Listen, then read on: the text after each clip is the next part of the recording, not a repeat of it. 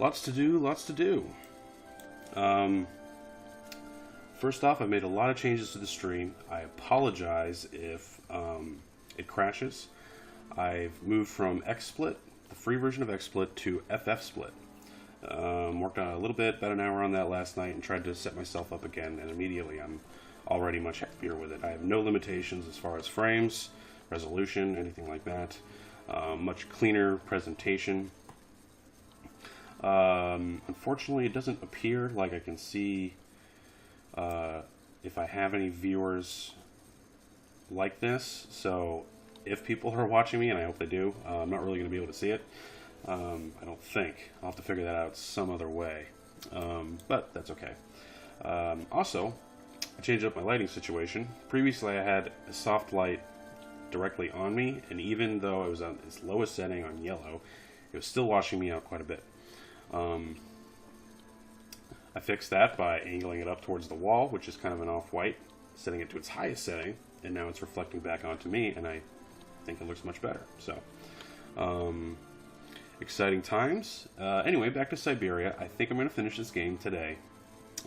Based on the walkthrough that I've been peeking at from time to time, it seems like there's not much left. So let's get right into it.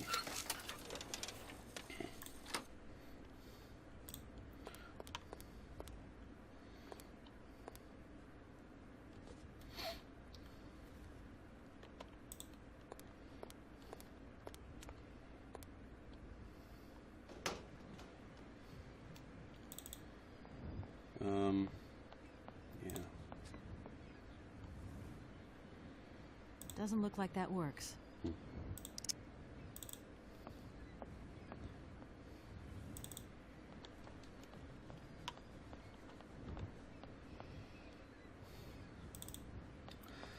Yep, I upped the frame rate up to 45. Previously, XSplit had limited me to 30. Just doesn't matter for a game like this, but it will matter soon, because I will be playing actual action games coming up very soon.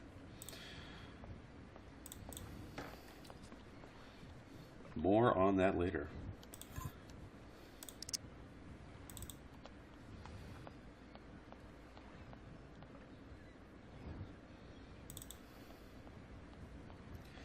Yeah, XSplit was really, really taxing my computer, which reminds me, excuse me.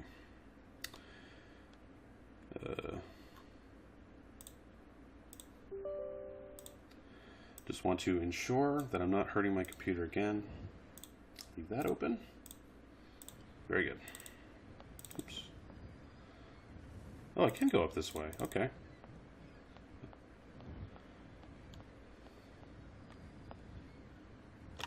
What the hell? What? What is going on?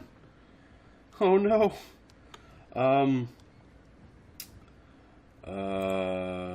The world has exploded here. Okay. Is that the old lady? I think her polygons are exploding. That's not good. Okay.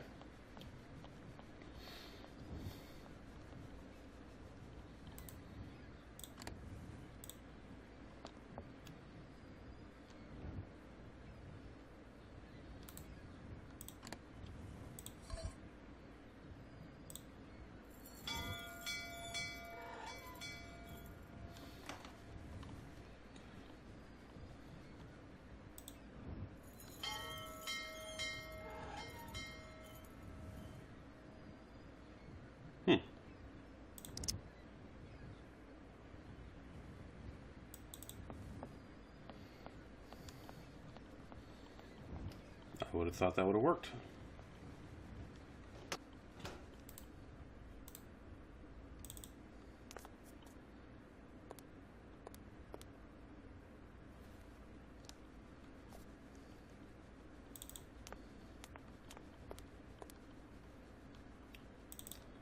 James, what are you doing?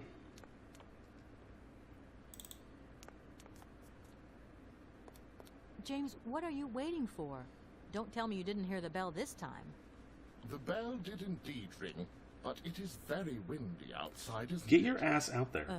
Yeah, it is a bit gusty. But what's that got to do with it? Madam doesn't understand. She says an automaton doesn't need protection, but my insides don't like the salty wind. I'm afraid to go out, you know. Coward. And if you wore my mask to protect you against the salt, would that help? Oh, most certainly.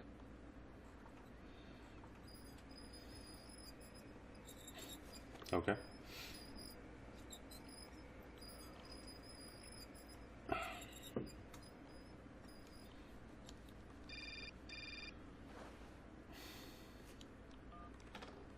Who dis? Katie Pooh. New phone, who dis? Have you met her yet? This Helena person. What's she like? Does she remember Frank? Hi, Mom. Yeah, sure. I met her, and yeah, she's living in Arrowbad. You can thank Frank for me again. I'll remember too, honey. So, what's Arrowbad like? Maybe Frank can take me there one day. It's this seaside resort, Ma, but it isn't what it used to be. You'd be real disappointed. No, you need to repair a Zeppelin before you get So there. I when don't you think coming Frank's home? capable of that. Is that mission all over then? Not really, Ma. I still haven't found the heir I'm looking for to wrap up the case. Helena Romansky's a kind of detour here. Listen, Munchkin. I get the distinct impression that you're being led up the garden path. Why don't you just come home, tell your boss this heir just doesn't exist, that you've done all you can, et voila. Do you want me to call him for you? Ma, please, don't get involved. Looking for Hans Vorarlberg is what I'm being paid for. But I also just want to find him for myself. Good. Honestly, you're just as stubborn as your father. Don't complain that your mother didn't warn you. Don't worry, I won't. There we go.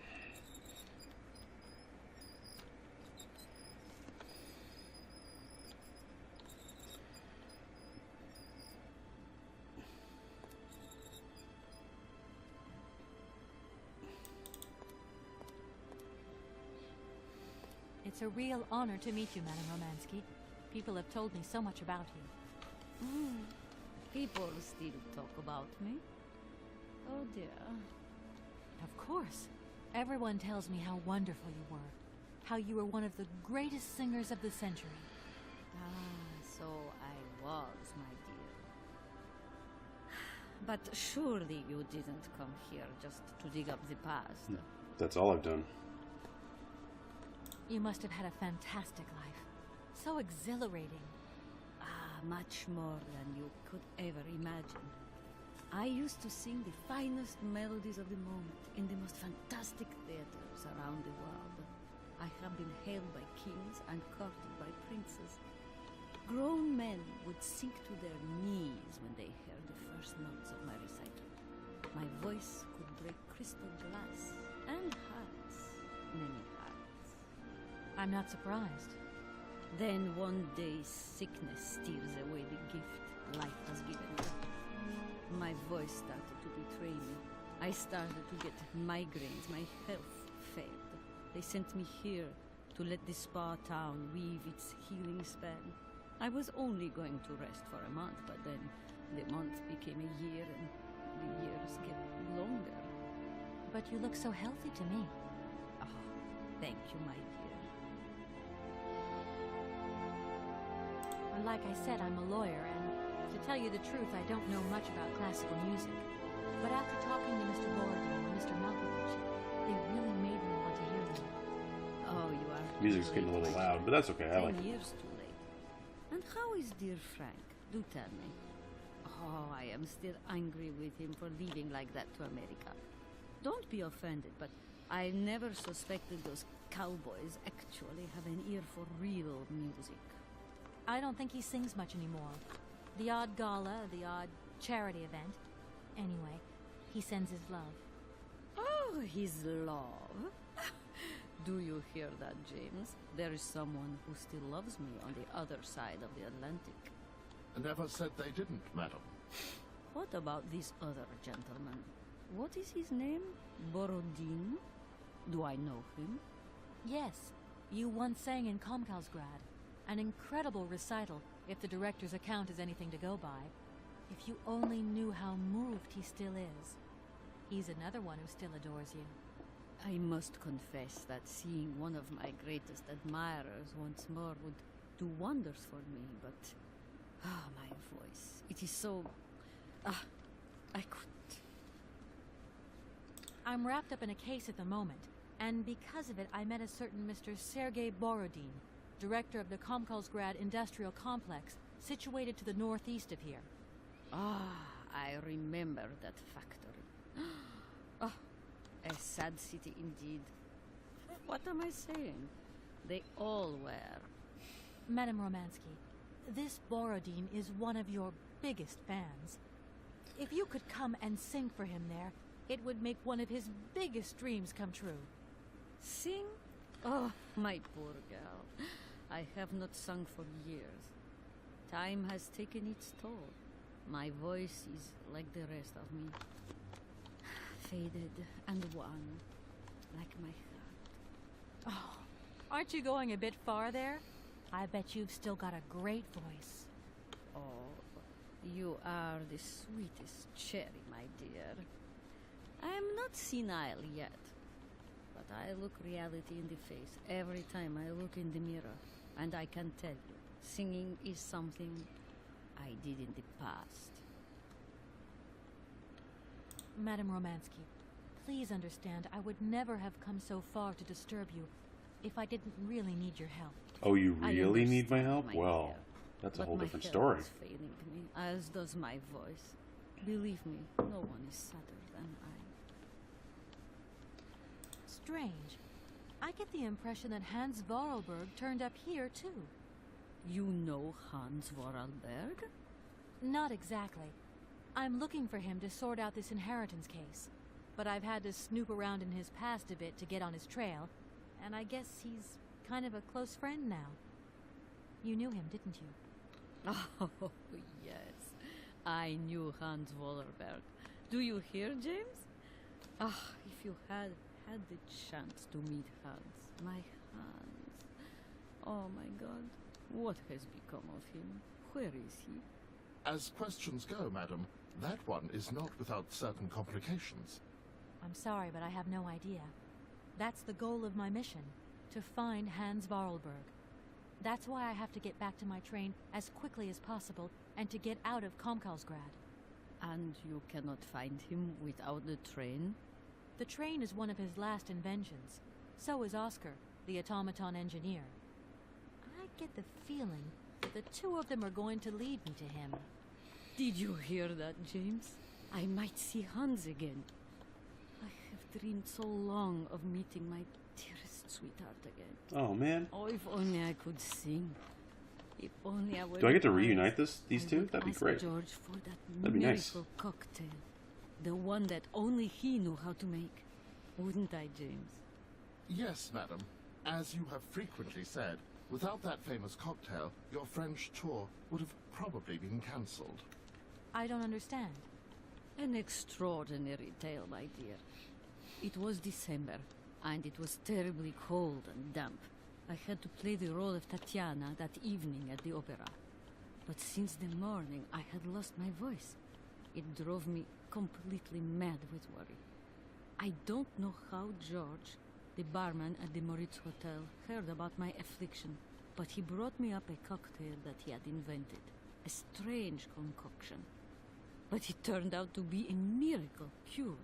My voice returned to me in an instant. That's amazing. That's just what we need.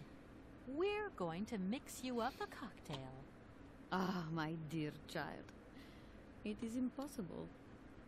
George never told me the recipe of the drink. He loved to keep his trade secrets. He said it made him absolutely irreplaceable. It's a good idea. Well, I'm going to get George to tell me. He hasn't yet met with my powers of persuasion. I'll let you get a bit of rest. Thank you for listening to me. It was a real pleasure, my child. You are a charming young lady, and simply talking to you has warmed my soul. Oh,